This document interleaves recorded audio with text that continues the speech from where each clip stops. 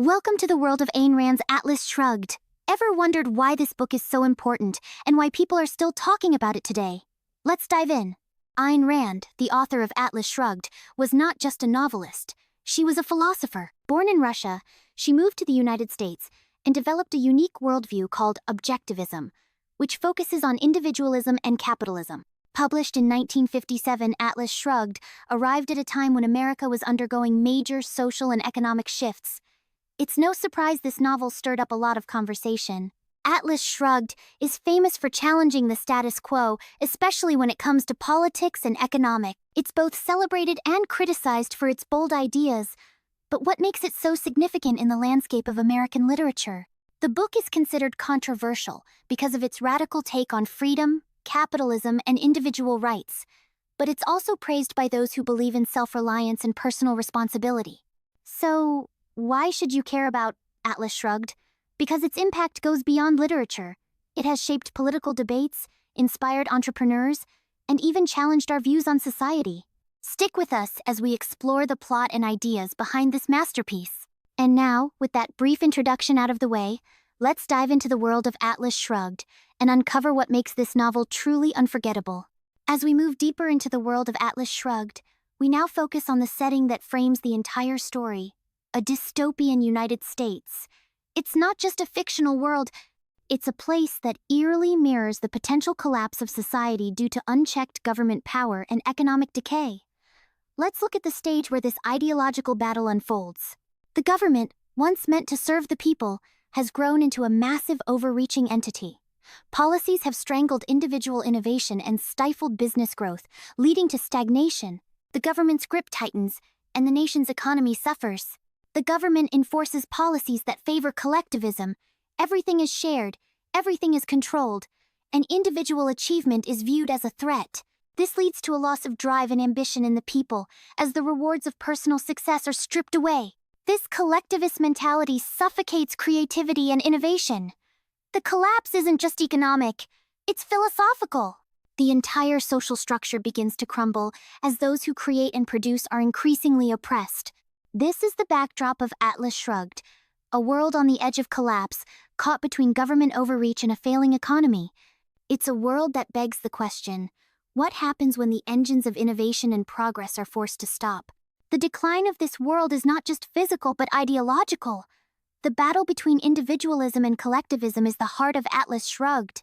And as we continue our journey, this setting will provide the necessary context for the characters' struggles and decisions. Now that we've seen the world of Atlas Shrugged unravel, we begin to meet the key players who will fight to keep it together. Enter Dagny Taggart, the competent and determined railroad executive, and Hank Rearden, the innovative steel magnate. These two characters will clash with the decaying system as they strive to save their industries and, in the process, reveal their personal and ideological battles. Dagny runs the Taggart Transcontinental with a steady hand, but the road ahead is anything but smooth. Bureaucratic sabotage is rampant, and the railroad faces sabotage from within. Despite this, Dagny remains unwavering in her quest to keep the trains running and maintain the integrity of the company. Then there's Hank Rearden, a self-made industrialist.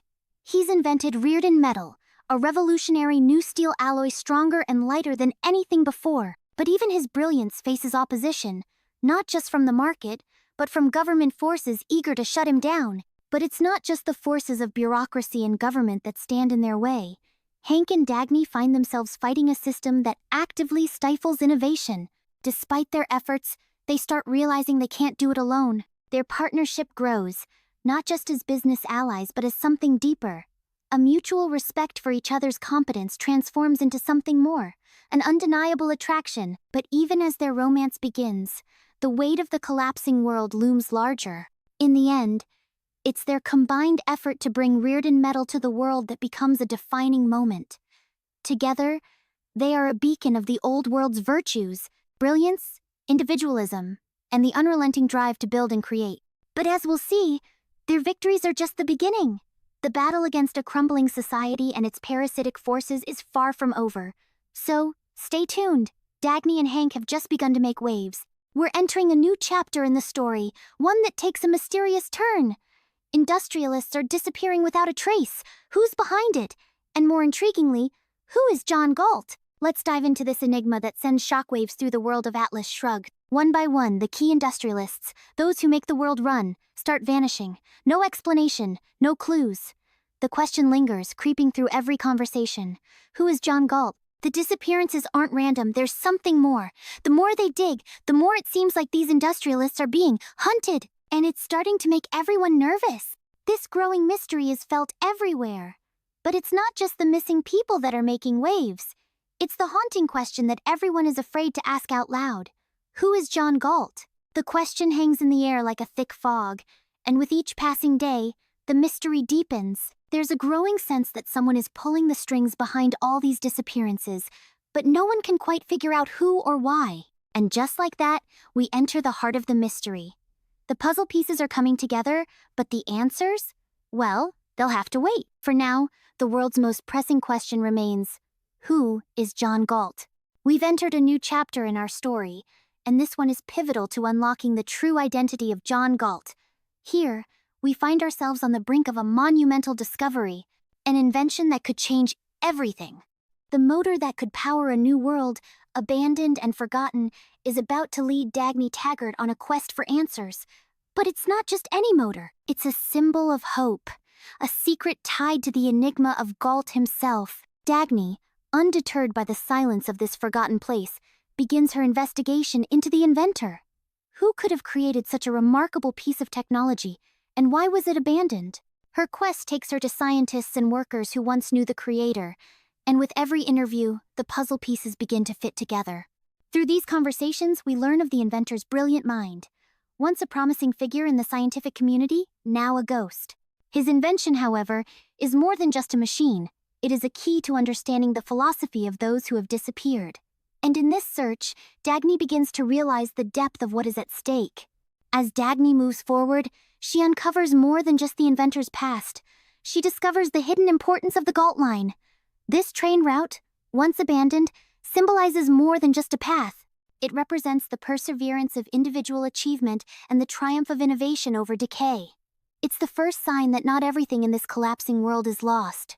With the Galt line becoming a reality, it's clear that this discovery is far more than an isolated event. The search for Galt's identity has deepened, and we're starting to see the first cracks in the surface of the mystery. As the motor's potential becomes clear, so does the path that will lead to John Galt himself. And so, with the discovery of the motor and the launch of the Galt line, we've taken a significant step toward uncovering the truth behind John Galt. The mystery is unfolding, and with every revelation, the stakes grow higher. But we've only just begun. Now we enter a new chapter in our story, where the world of Atlas Shrugged begins to crumble under the weight of government interference. It's a turning point, as the once thriving business empire of Taggart Transcontinental faces a new, overwhelming challenge. The government, in its quest for control, introduces Directive 10289.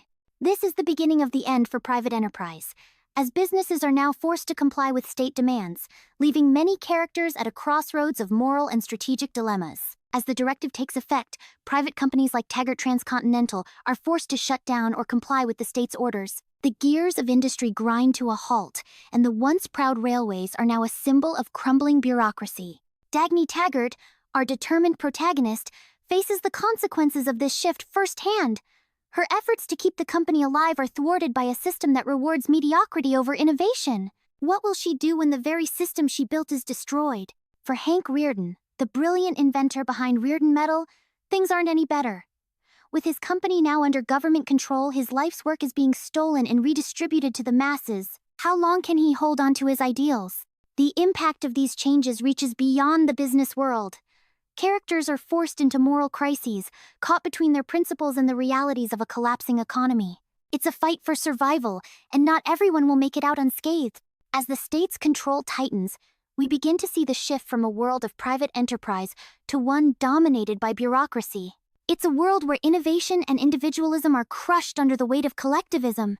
With the fall of Taggart Transcontinental and the nationalization of industries, the stage is set for even greater confrontations. This is a world on the brink, and the characters are about to face their greatest tests yet. After the collapse of the nation's institutions, we now enter a mysterious new chapter in the story.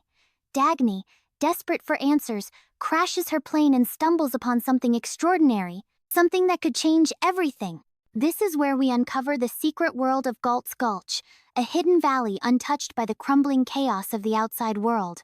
In this secret valley, we are introduced to the inhabitants, people who, like Dagny, have rejected the world outside and chosen a life of freedom, independent thought, and innovation.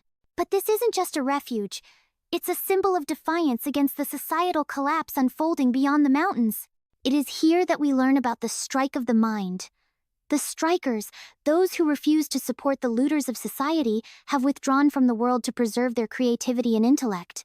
This is no ordinary community, but a radical rethinking of how the mind can operate when it is free from the chains of collectivism.